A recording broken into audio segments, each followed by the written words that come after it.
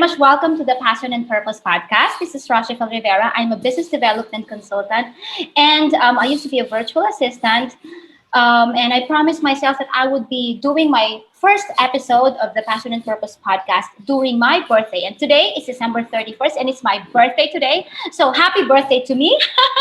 And as a gift to you, this episode is especially designed for those who are starting a business or wanted to launch a business. So without further ado, I would like you to meet my very dear friend. She's also a business owner. She's an entrepreneur. She started as an ESL or as an English as a second language tutor, and right now she was able to turn this small company into a very big one with lots of employees. She will tell us more about that later. But first, let me introduce her to you so she can say hi to everyone. Hi, Anne. Hello, Miss Rochafel. It's a privilege to be here on your podcast. I hope that. Oh, by the way, happy birthday!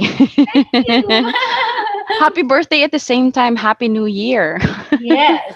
I hope that this would be a good start for your podcast and your business as well as a business development consultant, right? Did I Yes, get it thank you correctly? so much. Okay, hello, everyone. I hope that you could get a thing or two with this, conversation that I'm going to have with Rochafel. Yes. So, yeah, thank you for being here. Thank you, thank you. And call me Rosh Ann. Don't be too formal. Okay, Really gosh. pilot episode of our podcast. But guys, Anne and I have been friends for quite a while. We met each other first online, and then right now we've been collaborating in events, online events, and businesses since we started the national-based cooperative for the Philippines. We call it FAPSCO, the Filipino Online Professionals Service Cooperative. And ever since we started that, Anne and I have been working together in several projects. Now, for my first question, Anne, I would like to ask you this question because Anne has been helping out ESL tutors, ESL trainers to make to grow their business. So, as a startup entrepreneur back then, like 5 years ago, and when you were starting a business, why ESL, and how did you come up with creating a company for as an ESL tutor? Okay, I created, I, I ventured to ESL because my background, or should I say, my passion really is to teach and develop people with their communication skills. Perhaps because that is my background. I mean, I've worked in the BPO for such a long time in the learning and development department. That's why when I ventured to entrepreneurship, I said, I am going to pursue what I am good about. I am going to pursue my passion. Yeah, it's really my passion because I love talking to people. I love when I was in the BPO, I love correcting people. At the same time, I love giving them the idea that you're not doing it wrong. It's just that it's not the way it is. Okay, that kind of thing. The sandwich method of coaching my agents way back in the BPO. So that kind of thing. I really love doing that. I really love sugarcoating way back then. And he said when I stopped working, I said, this is something that I really love doing. What can I do in order to pursue what I love doing? And I think 6 years ago, ESL was like it was like booming, or they said it was dying. I'm not sure, either of the two. But I said, why not try? I should try it because after all, nothing will really um, be compromised on my end, because if I am going to try and if I'm going to be successful in this, then it's good. But if not, at least I have tried. At least I know that I did something with what I love, right? So yeah, that's how I started. That's where the passion was coming from. That's where the enthusiasm coming from. So, yeah. Yes, thank you so much for sharing that. And there are a lot of new business owners or starting entrepreneurs that are asking me this question.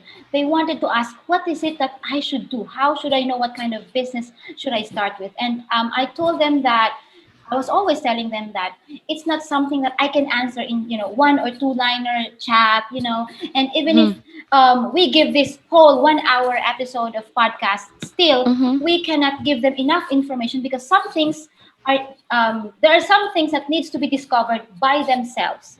So can Right. you help us enlighten them on what are the things that they need to realize and rediscover themselves so that they would be able to have this clarity before starting Mm-hmm. a business?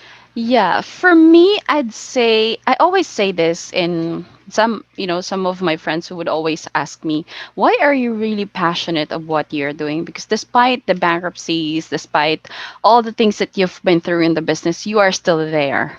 Because one should define his or her vision first before putting anything else. I mean, what is your vision? What is your vision personally? What is really that thing that, that's, I don't know how do you call that, but what is that one thing like a star that you are really looking at every day that you wanted to hit, that you wanted to reach, or that you wanted to see the light? I would, because it's Christmas time, I would define it this way: when the three magi's, right, because there's a three kings, right, on January 6th. So when the three magi's saw the star, they follow it, and they found Jesus Christ, right, following that star. So I should say that as a business person, or if you are looking for something in your life, if you are, really wanting to achieve something in your life, try to find that star and look at the star every time and follow the path where it is leading you. And I call it vision. That is your vision. May it be, because they said, "Oh, I am just going to give a establish a vision if I have a business." No, personally, you have to have a vision on your own. If you're working as a freelancer, if you're working in the BPO or wherever you're working, you should have that vision in yourself, because that is the guiding light. I mean, that uh, how could I explain that? That you need to hit something like that. So if you are putting something like a business, try to see yourself after, examining yourself. What is really it that I wanted to do? What is that thing that I really wanted to do that will make an impact to the people around me? What is that thing that I should do in order for me to have that fulfillment in myself? Not just, it will give me a lot of money, it will bring me to what the highest form of, they call, success, or the highest form of popularity, as they call it, but as something that will truly resonate your principles in life, your beliefs in life, something like that. Because if you are just going to do something for money, at the end of the road, you will tell yourself, I am not happy. But yeah, we are working because we need money, right? But money itself won't bring you to the place where you wanted to go, and won't bring you to the fulfillment that you are looking for, or that you are wanting for. I think there's really an exact terminology for that. But yeah, there's I don't know how do you call that, but try to have that vision. Try to evaluate yourself, and try to put a vision on yourself. Like, put it in a word, like three sentences or four sentences. I think that would be fine. Or if you could put it in one word, why not? As long as that vision really describes who you are, your principles, your beliefs, the things that you really love, and that the things that you're passionate about, then yeah, go for it. Because I believe that vision is your goal, and mission is your action. It is the Yes. actions for you to fulfill your goals. To So reach your it is start. really important. Yes, Yes. yes. I would like to put it this way. One of my friend, Jennifer Kahukom, she once Hmm. told me that what will be your gift to the world?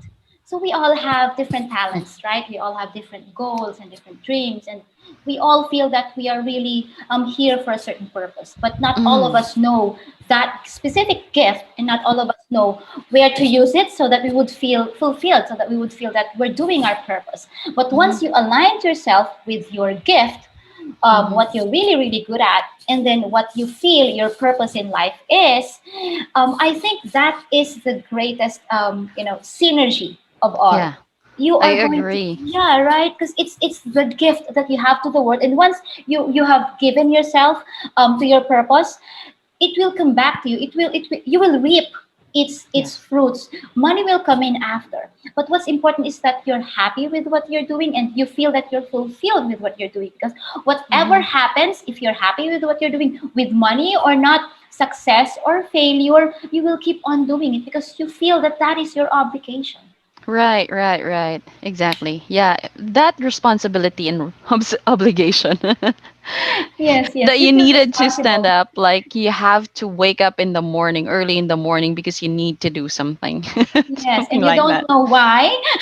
You just Yeah. love it, right? Yeah. Hmm. Yeah. It's really like a magnet. There's a what? A magnet that's really telling you now, oh, you have to wake up. You have to stand up because something is waiting for you outside. Something is waiting for you in front of your computer. Things like that. Yes, yes. And there's a lot of new entrepreneurs out there that are beating themselves up because they don't know how to start, they don't know where to start, they don't know what to do. And it took me almost about 5, 6, 7 years to Mhm. have this clarity in my Mhm. business direction. I've been a virtual assistant, I've been an online entrepreneur ever since, but to have this very clear path and roadmap of what I wanted to become and to lead people, Mhm. to become what they really want, to coach people to do the same thing is a Mhm. different thing. Now, how do you think? What do you think is the best way that they can do in order to find their path, in order to find their gift to the world? What did you do back then when you were starting? Okay, to find really, oh yeah, let me put it this way. Because way back then, when I was starting up, it was like heaven because I got a lot of clients. I don't have any problems with money. I don't have any problems with finances. I've got a lot, I mean, on my table. However, when when the business was like growing, I failed to prepare for the worst. I really failed to prepare for the worst. I did not do any mitigation or risk mitigation thing because I was really full of the idea that I have a business, I am an entrepreneur, things like that. But I forgot the other side of the business, which is to prepare for the worst and anticipate the things that might happen along the way. And so when I experienced being betrayed with my partner in the business, I was like, oh, I have nothing. I have nothing at all. And so I was left off with 36 employees, paying their SSS, Pag-ibig, PhilHealth, and everything without clients. I mean, I really had to ask myself, should I go on or should I stop? But then that particular situation taught me how to be resourceful, how to be creative. And so I said, oh, this is really for me. I should be doing these kind of things. A lot of things, happened. But while doing that, I also had to do some side jobs like being a virtual assistant. I actually worked as a virtual assistant when the business was like on a rocky situation. I think that was on my second year of running the business. And then I also worked as a financial advisor because um, because I said, "Oh, there's an easy money here. Whenever I, if I ever I am going to find clients, oh, easy money. It's really an easy money for me." So I ventured into different kind of side gigs or side hustles because I wanted to finance the business. I don't want to lose the people who trusted me. I don't want to lose the trust of the employees who put their time and effort in the business. And so I said I really have to juggle between different jobs just for me to sustain the needs of the business. However, that particular situation, I really have a good motive in my heart, but that led me to another devastating, failure. Why? Because I did not focus with my business. Because my focus was to different things. I have a really good motive in my heart, but the focus is, it's to different things because I was thinking how I will be able to close this client of mine in my insurance thing, and how will I be able to, to um, to keep my job as a virtual assistant because I'm also earning things like that. I almost forgot that I have a business I have a business waiting for me with my strategies, with my time and effort to see how well the people were working, how well the marketing was, how well the different department was. So that's one thing. You need to focus on one thing. You need to really set your mind that when you set your vision, this is me. Whatever happens, I am going to stay with this.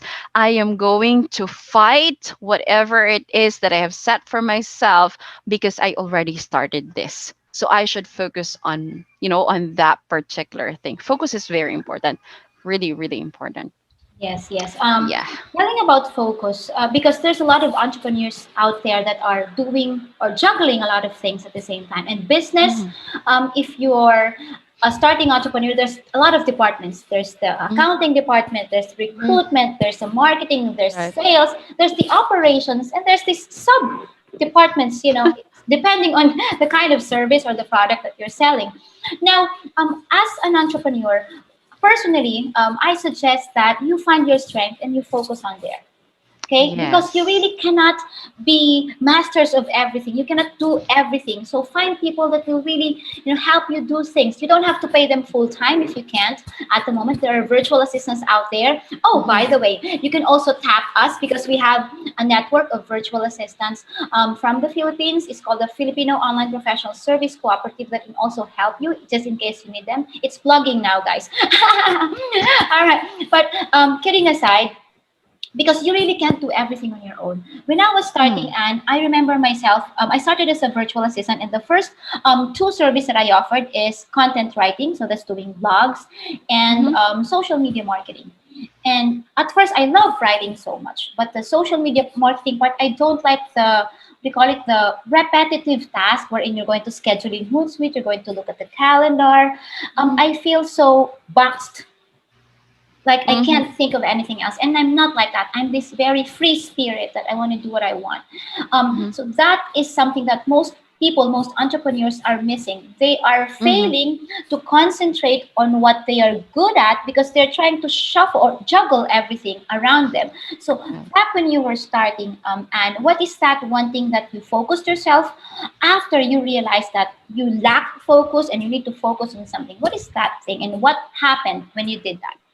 Okay, I focused on marketing. I gave up the operations because first to 2 years, or yeah, first 2 years of running the business, I was doing everything. I mean, the operations, the quality assurance, everything. So, one woman operation it was. But when I discovered that, I focused on marketing because I believe that if you are the owner of the company or you are the CEO, you should be the first person who knows how to sell. who knows how to negotiate with your clients or with your students in our case. So I focused on marketing. I focused the different strategies in digital marketing.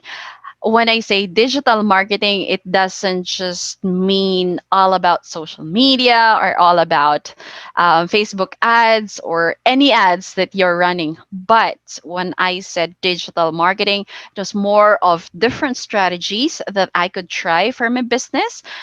Like, for instance, giving a lot of discounts. But with that discounts, there are some, some things that I was doing in order for the company not to suffer. So those kind of things. Another thing was how included in the marketing is to network with different departments. Say, for instance, DICT, DTI, and yours. I mean, in FAPSCO, right? We were able to collaborate in some projects, and I was also able to collaborate with different LGUs. And I think that's part of marketing our, our company, and how will I be able to at least have the CSR or the community service for, community service. But at the same time, I am gaining some tractions in terms of getting some teachers, okay, for the company, and getting some, at the back of my mind when I was not working, I said to myself, I really needed to do this, because this might not be, I might get teachers from this, but at the same time, I could also offer some services that we are doing, like honing the, communication skills of the frontliners of different LGUs, things like that. They said it's also another, another income for the company. So yeah, I focused on marketing, and we have grown with that strategies. I mean, with those strategies, we have grown. So it's working. When someone is working on operations, it's really a big help. But the challenge is, how are you going to trust the people? So that's another side of the The story. next question. Both of us are experiencing the same thing. Oh, that's really the next question. The next best thing is to be able to duplicate yourself in a way that you're really Mm, duplicating yourself. You know, your yeah. values, your work Mm, ethics, your effectivity in the kind of work that you're doing. yes. So, what did you do next? How did you train them? How did you find the right employees? How did you pick them among your, employees?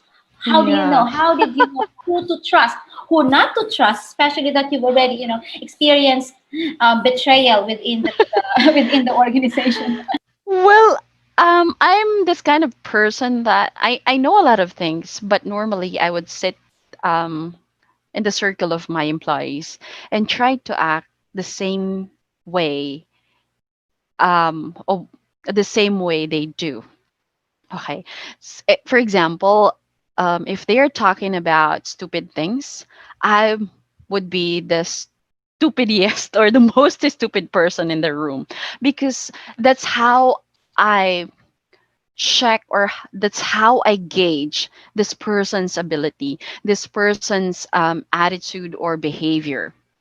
And another thing, because I'm a Christian, so I have this strong belief that if you own a business, then your values must be seen to your employees, because I believe that the what do you say that It's okay, at I the been tip of your tongue. It's no, okay. yeah, I believe that the um in order for you to display your excellence as a leader, people should look at your team members. So if your team members are not really that excellent, it means that the leader is not excellent as well, right? So I always wanted I well, when I started the company, every Friday I set a time to pay my employees to attend Bible study. That's from Oh, 7 p.m. to 9 p.m. Because when I started the company, I was praying. to the Lord, Lord, give me a work that would not ask me to go to Manila or to anywhere else because I wanted to be with my children because I'm a mom. Um, but give me a work where I am not going to lie. I am not going to lie just like what we were doing in the BPO. We need to Yes. lie because we Where are you are. located? Oh, we're in the United States. We're here. Yeah. So that kind of thing, I said, give me a work, a very specific prayer that I had. Give me a work that I'm not going to lie, where I could freely express myself, where I could meet people with, where I could really, really express myself and tell them my story, things like that. I'm a storyteller. So, and I said, if you're going to give me a work, and or whatever it is that I could earn money from, I am going to dedicate that to you. I am going to dedicate even the people that I'm going to, to work with. I am going to share your word, your gospel to them, and share the good news that you love us dearly, that you save us, things like that. And I said, when I started a company, yes, the promise, is a promise that needs to be, that needs Fulfilled. not to be Yeah. broken. So I did that like 7 p.m. We started 7 p.m. down to 9 p.m. So it's like a Bible study. This is a Bible study. Someone should lead. Everyone should know how to pray because yeah, I'm the business owner. I know how to pray. You should know how to pray too. So when I was starting up, we were doing that. Even up to now, we were doing that. We are doing that. And so with that, if this person keeps on laughing during the Bible study, which is normal because not everyone believes the Lord, right? Yes, I But understand. if this person for a long time, if you are working with me, especially at least a year, at least you are learning from Bible. I mean, because it's a word of God. It's a double-edged sword that will penetrate both to you and me. If the word did not penetrate to you, there's problem in you. That's how I chose my the people that I'm going to trust with. If you're resonating to the word, not to me as your boss or as your leader, but to the word, you're responding to the word that we are sharing every Friday, that I'm sure you are. I can trust you. I can trust you. And so that's how I begin the training in the business, like hiring my operations manager and my quality assurance, and that's how I train them. That's how I chose them. And so every time that I'm going out, every time that there's an opportunity or a chance to let them go with me in my negotiation or presentation, they are with me because I wanted them to learn something from me.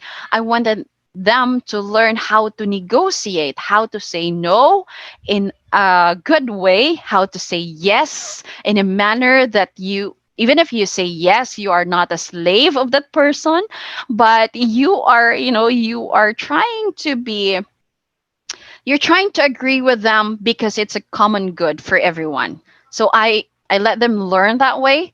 So that's why now they can negotiate even without me. I mean, they can make the decision on their own in terms of dealing with the students, negotiating with the students. The student is asking this and that. Sometimes it needs my approval, but most of the time I would ask them, how are you going to do that if you are on my shoes?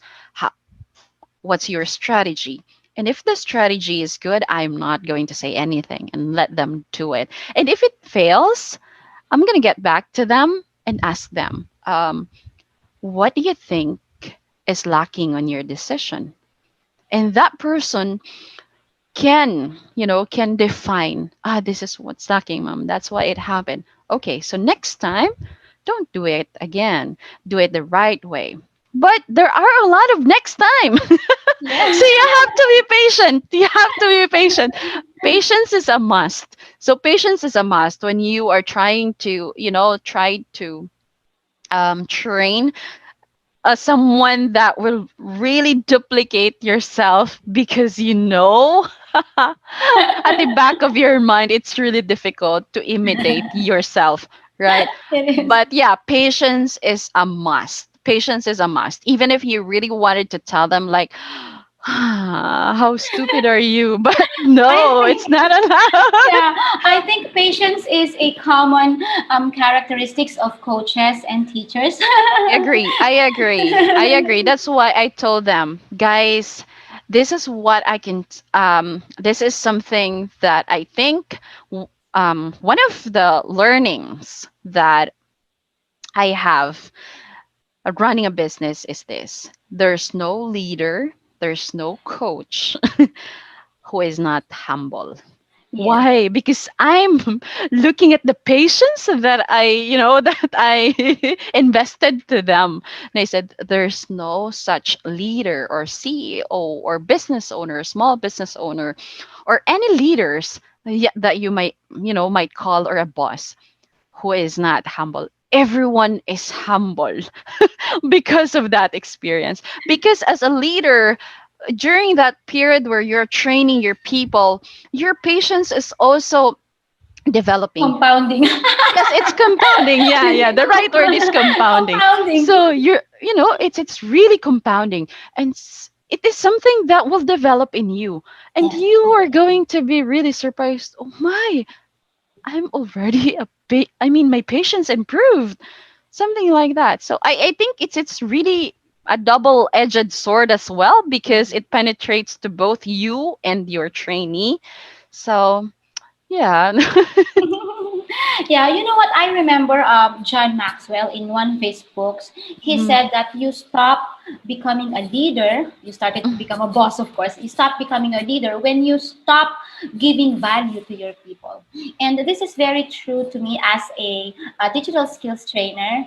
And I've seen a lot of students of mine. I think that's also an advantage because I've been with different students who wanted to become coaches, who wanted to become trainers, who wanted to become entrepreneurs, and I've seen them grow. You know, right when they were Mhm. starting, when I was mentoring them, and until now, that some of them have become trainers like me as well, especially in the Wow. cooperative. I've seen their journey in life. I've seen how they develop businesses as well, and Mhm. I've seen their dreams and I've seen them fulfill it and reach them.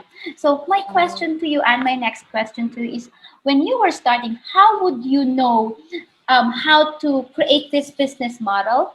What are the things that you need to put together? What are the key ingredients into creating a business model that you love and you are passionate about, and you feel that you have this purpose of really doing?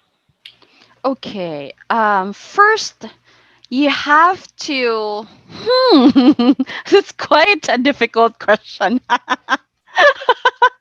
We'll Okay. answer it together. Okay. Okay. What are the things that you needed to? What are the things that you needed to consider first? Okay. First, you have to consider if I really ventured into this business because I have an experience leading people, as I've mentioned earlier, in the BPO. And so when I was working in the BPO, I have this in mind that one day I am going to have my own business. I am going to run a business that embodies my vision and mission in life, that embodies my purpose in life. And I am going to put up a business that will not exploit people, that will not listen to people. I mean, that will always listen to people, that will always listen to the employees, and I will treat my employees as my business partners. Because that's one thing that I did not experience.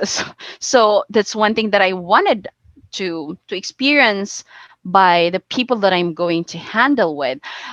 It keeps on ringing to my head every time that I am not being heard by my supervisors or bosses. Yeah, I feel you.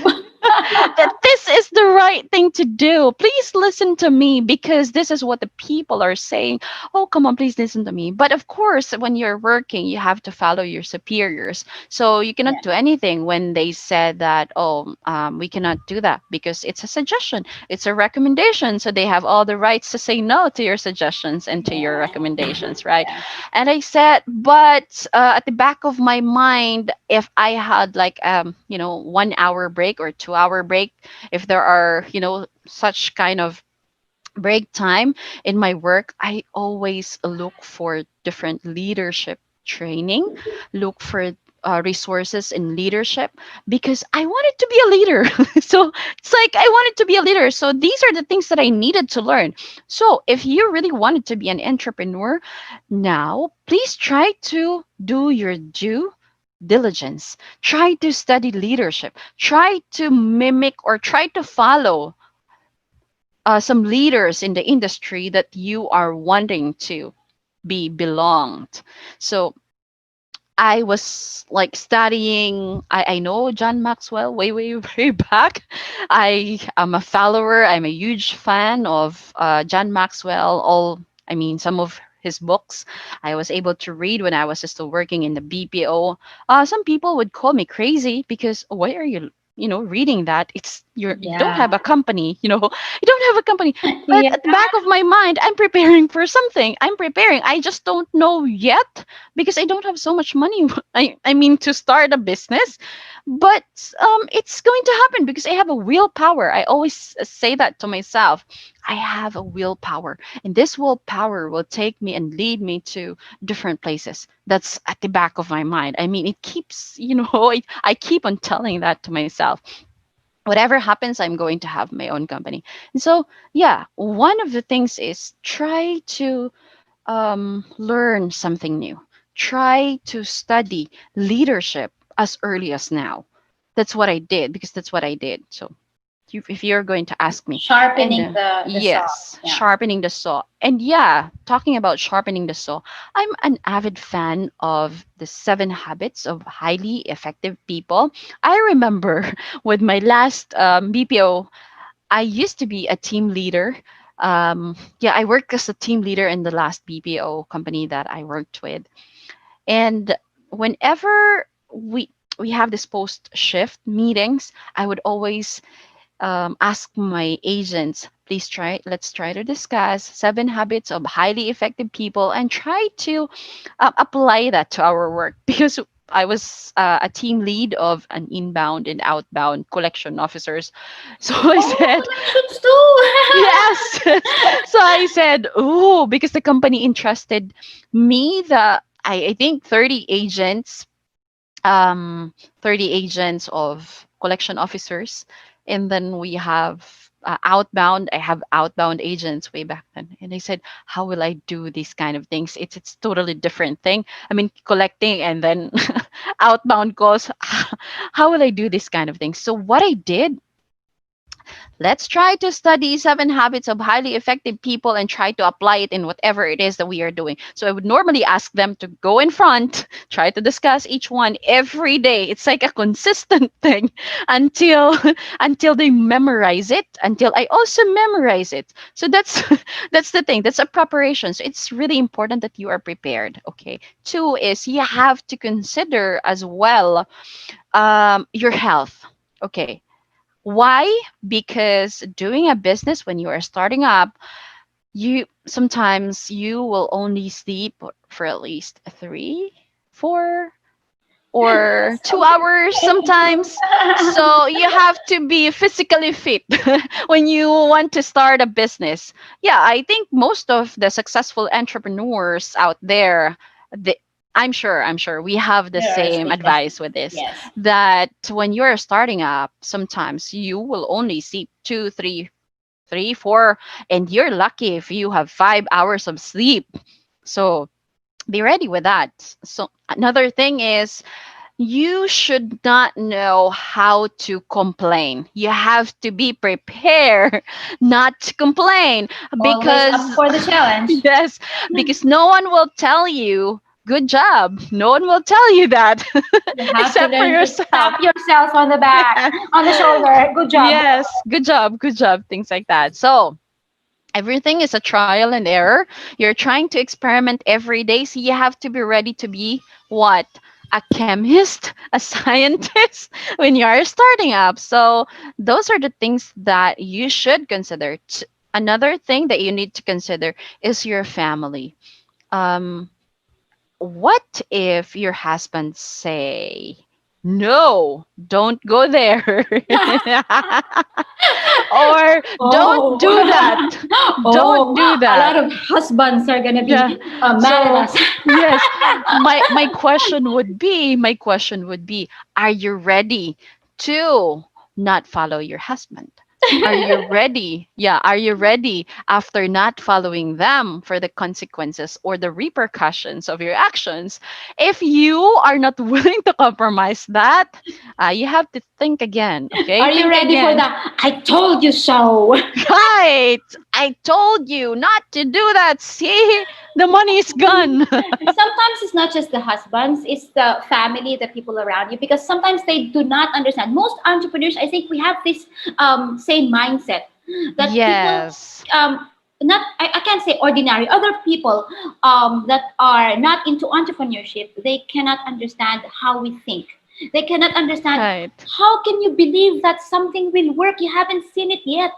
But that's the purpose Right. of doing business. You have to see it first before you make it come true. Right, right, Right? right. So if you are not ready for that, you have to think again, okay? You have to think twice.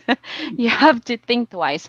Another thing is you have to be ready at least because this is what I learned. You need to have you have to have at least a background of the, how could I say that, a framework on how to do business, at least basic, Yes. because that's what will help you along the way, like a guide for you what to do next, what's the next step. Although it's a little bit vague, but at least you are looking at something, or you're looking at a framework, okay, a framework that you could follow when you are starting up. So it's yeah, you have to be ready with the leadership things. So besides leadership, you have to do your due diligence as well to know what is balance sheet, Yeah. what is income statement, what is cash flow. These three things in accounting are important for you to know. Okay, this is very basic, which most of the entrepreneurs, I think, Are failed. failing to see. Yes, are fail. They are failing to see, at the same time they are failing to prepare with.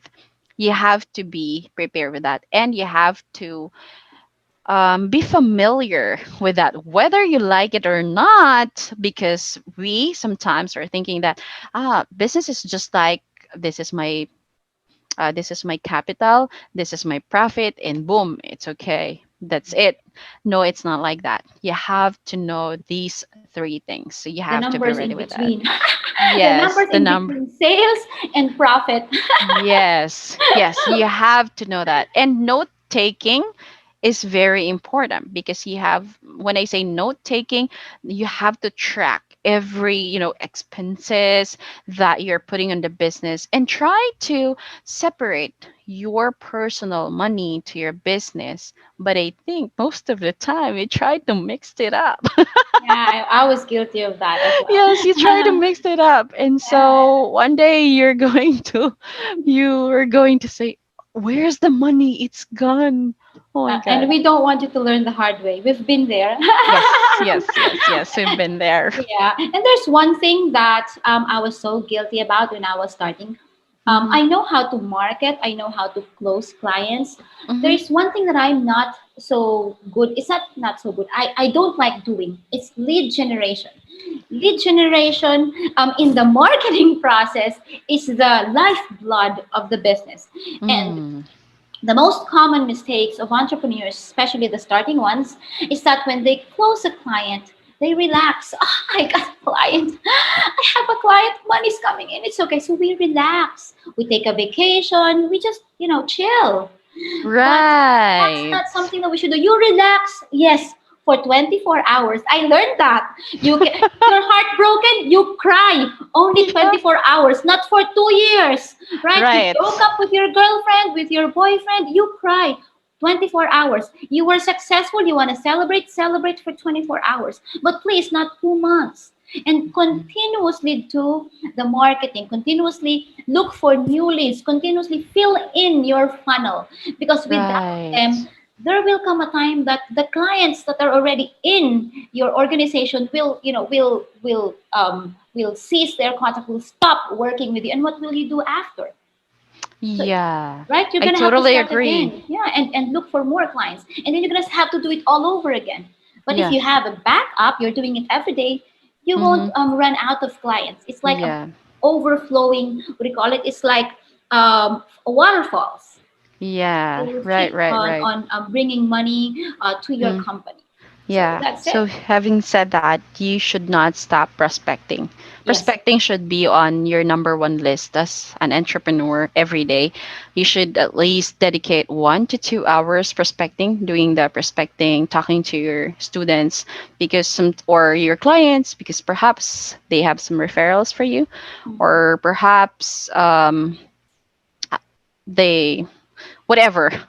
It's very important, whatever whatever you want to call it, but prospecting should be the number one, to do list of an entrepreneur, because Yes. that's where the business, I mean, the money is coming from. That's where the negotiation, the presentation is Yeah. coming from. So Yes. yeah. There is also this one mistake that I was doing when I was starting. Mm-hmm, Aside from not doing the prospecting on a daily basis, mm-hmm. I was targeting the wrong kind of market. Oh yeah, Yes, because guilty. back in the days, I am not familiar. I know what an ideal client is, but Mm, what I didn't realize is that having your ideal clients is okay, but having the right personality, having to attract them, to attract the kind of people that think the same way as you do, that has the same problem that you want to solve, it's a mm-hmm, different story. And then mm-hmm, I'm trying to create a message that they understand, that they would feel that you're really the solution to their problem. It's a different story. So mm-hmm, even if you have a lot of leads, even if you have a lot of prospects, and you don't know how to communicate with them effectively, then mm-hmm. that's also something that you need to learn. So really, there's a lot of ingredients into making a, let's say, a delicacy out of a business model. Right. It's not easy. And what's hard for us starting entrepreneurs is that we don't know everything. So what I suggest is, first is you find a mentor. Second is Mm-hmm. find someone who would really guide you, who's been there, who's done that, not somebody who's read the book and then created a course. Right. Please make sure that you make sure that they know what they're talking about. They've done a Mm-hmm. couple of lessons, no, not lessons, businesses. They have testimonials, they have case studies, they have track records to prove that they really know what they're talking about. And then Right. second is that you find the same group of people like me and Anne. We have a lot of people that are thinking alike. We Mm-hmm. are entrepreneurs. We are entrepreneurs, right? Even before we started the business. Right. The feeling that I am not for this corporate world. I am not Right. fit into this small cubicle. My mind, my imagination is really going somewhere else, and I am not just for here. I can see, farther places that I can go. I can see far more people that I can reach, and it's true. It Right. happened, and if it happened to me, and if it happened to Anne, she was able to build the business from the start. A Mm-hmm. lot of people are saying ESL is like, oh, it's just an English tutorial. You just have to Right. teach English. But what they don't realize is the kind of business that ESL is offering. And can you tell us more about it? And what can you suggest to the other aspiring or already Mm-hmm. ESL teachers that wanted to scale up? Okay, ESL, if you are thinking that it is just a side gig, no, please think again, because everything that we are doing every day comes from good communication skills, whether it is in English or any other, language that you're using. It boils down to communication skills. So more so if you are speaking in English. So you have all the, the edge in the world to do whatever it is that you wanted to do, to talk to different clients if you are a freelancer, to talk to, to how to, as you said earlier, how to negotiate, how to close a sale, right? ESL is something like that because we are teaching our students. We have this vast opportunity. Are we still here, Miss Roach? Sorry. Yes, we are. I am not seeing the icon of a Zoom. So ESL is like, it's like any other businesses, okay? Because you are building an empire if you are doing an ESL business, because you will hone your people. So you have operations. How are you going to gain more tractions? How are you going to gain more students for your company? So you are actually building something like a school. Okay, if you are in the ESL industry, you're building an empire outside the country, and that is something that you need to be proud of. If you are an aspiring, ESL business owner, you have to be proud of that, because not everyone can do that. Not everyone has the gut to really go out and talk to these foreign people and offer your services, because there are a lot of English teachers out there. And if you are starting something, and if you are trying to communicate with different students, then that is something that you really have to be proud of, because you try to go out from your comfort zone doing that. Another thing is, they're always saying that ESL, you could only earn like 150 pesos per hour or 180 pesos per hour. Beyond 200, it's a little bit impossible, but hey, no, it's not.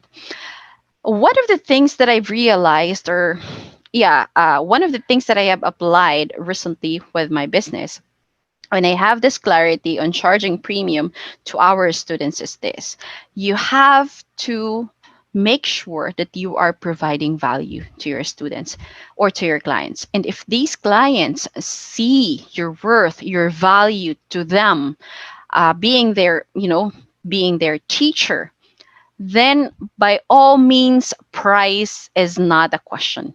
Because, there's always a question in price if the value is questionable. Okay, it's not always a question of price. It's always a question of value. That's why you are getting objection from your students. Perhaps because you are just an ordinary teacher teaching your student, like, what is the grammar rule for this, things like that. ESL is not all about grammar. It's all about, imparting your knowledge to your students on how to communicate effectively, not just with good pronunciation, your enunciation, or your grammar. I mean, that is not ESL. ESL is more of communicating effectively. How are you going to communicate to your clients, student? How are you going to communicate with your boss? How are you going to make a good presentation in order for you to win those clients, in order for you to win those negotiation that you are closing with? So it's not all about that. But first, if you wanted to make this as a business, you also need to have that clarity. You need to make sure who is the right market for you. We'll get back to the right market. Who is that right market for you that resonate your vision as a person, or as the vision of your business? You need to make sure as well, who is the people that I'm going to offer my services. Are they kids? So I need to make sure that I'm good at dealing with parents, because the parents are the ones going to pay for the children's tuition fees, or payment for the classes. If you wanted to teach professionals, then by all means you need to be a professional person. You need to make sure that if you're dealing with professionals, you know how to communicate effectively. You should be a conversationalist. You need to be conversant because adults or professionals are looking for people whom they could share their experiences at work, who could share their sometimes love life. So you need to be, Yes. yes, their confidante or their friends. You need to jog between these, roles as their, not just as their teacher, but as their coach. If you're teaching adults, you are a coach. So you need to empower their lives. You also need to empower their lives. So that thing, you need to have clarity prior to jumping, the ESL industry for you to charge them higher, for you to charge them premium, because most of the ESL teachers nowadays that I'm seeing is they are going to jump, like, I am going to jump the ESL industry, I'm going to get my teachers and then earn from them. That is the main, main objective, main thing. It's saddening because it's not how business should be done in the ESL industry. First, you need to really have clarity. Am I going to teach kids? Is it really my thing? Am I going to teach this nationality? Am I going to resonate their culture? Those kind of things are the questions that you should be asking yourself. Because if you're not good with Chinese people, if your patience is really that, short, don't teach Chinese, Chinese nationalities, because if you're going to compare them to Europeans, if you teach 25 minutes to Chinese, if you've it's like an equivalent of 4 hours to Europeans. So it's, if you are willing to take that risk, then go ahead, teach Chinese nationality. But before you start everything, you have to make sure that those things are clear to your mind, because you cannot mix things up. Like, you want everyone. Like, I want kids, I want this nationality, I want this nationality. No, you have to focus on one thing. You have to focus on one thing. That's how things should be done in the ESL. And in order for you to charge higher, why did I say you have to focus on one thing? Because when you are focusing on one thing, you are becoming a master of that thing, right? You are becoming a master of that thing. So when you have the mastery of one thing, then for sure people are going to pay you higher, or you can charge higher, because you're a master of that. Whatever, even if you are sleeping, you can perform the job, right? So that's where the value will come in, because you are going to provide so much value to your students and so much value to your clients, that even if they stop for a while, they will come back to you in another time. So it's That's really right. important. Yeah. Yes, that's the value of reaching out. People are so scared of getting the getting smaller and smaller into the niche, but Hmm. the smaller niche, the very targeted number of people that you wanted to serve, the more effective you become. Just Yes. like the, what do you call it, the general doctor versus the surgeons versus the Yeah. specialists. So just think Agree. of it that way. And I would really love to ask more things from you, but we'll run out of time. So I hope that I can also invite you next time. And I really enjoyed, talking about business, talking about business development with you. And is there an advice that you wanted to give to our audience, especially about, starting a business, especially those who are young entrepreneurs, the millennials who wanted to start a business and don't know how? Mm-hmm. You guys can do it. Okay, just listen to your heart. Just listen to your heart. But this is one thing that I want to tell you guys. Please look for a mentor before starting everything. Okay, because way back when I was starting up, there weren't a lot of mentors out there. But now, oh my God, there are a Everywhere. lot of mentors. So you have to look for that mentor. So I think Roach here is a good mentor, because she's really passionate of what she's doing. She's been in the industry for quite a long time. So she's going to help you really well. So look for a mentor that resonate your beliefs, your principle, and then, yeah, try to try to listen to them because they went through a lot of hell. So they could And back. answer. Yes, they could answer whatever it is that, whatever questions you have in mind. So yeah, and don't be afraid of failing, because failing is part of the process. Because when you fail, that's where you're going to get up. And from getting up, the process of getting up, that's where you're going to learn. Yes, that's So right. if you did not fail, there's no such thing as getting up. So don't be afraid of failing, because failing is part of the process. Yeah, and you don't have a story to tell. Right, Nice to right, tell, right, stories right, of failure, because that's the best teacher. Okay. right. Now, my parting message for everyone is that don't be afraid that there are people around you that are better than you. Don't be afraid Mm, of the competition. Anne and I are both coaches, but we are reaching different kinds of audience. First, she is a coach for ESL teacher. Second, for me, I am a coach for business development, and I am also a digital skills trainer. So we are actually tapping different kinds of market, and the both mhm, of us collaborating makes it more powerful. We were able to give more value to people without competing, without direct mm, competition. And if I find someone, for example, I have a client that wanted to build, let's say, an ESL company, I would, gladly refer it to Anne. So be mhm. like that. Help a friend. Don't be afraid that your friend will become better than you. I have a lot of tourists. I'm feeling goosebumps that I think are better than me, and right now they are also trainers like me. They're also doing digital skills trainer, and it feels great to see somebody up there that 1 year ago, 2 years ago, they can't even introduce themselves properly Mhm, without mhm. blushing or without stuttering, and right now they're training a full class. Wow. For me, that is something that I will Mhm, forever be proud of and thankful for, because I was able to become part of their journey, of their learning process. mhm, That's mhm. what matters. That's where I found my purpose, and I hope, guys, that you would also find your purpose, and of course your passion. So please join us again next time for the next episode, Right. and I promise that this will be a regular thing, hopefully every Thursday. Right now, that's what I can promise, and I hope that, yes, I cannot promise for Yes. more.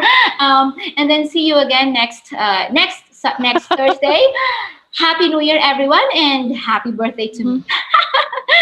Thank you so much, Anne. Yeah. Happy birthday again.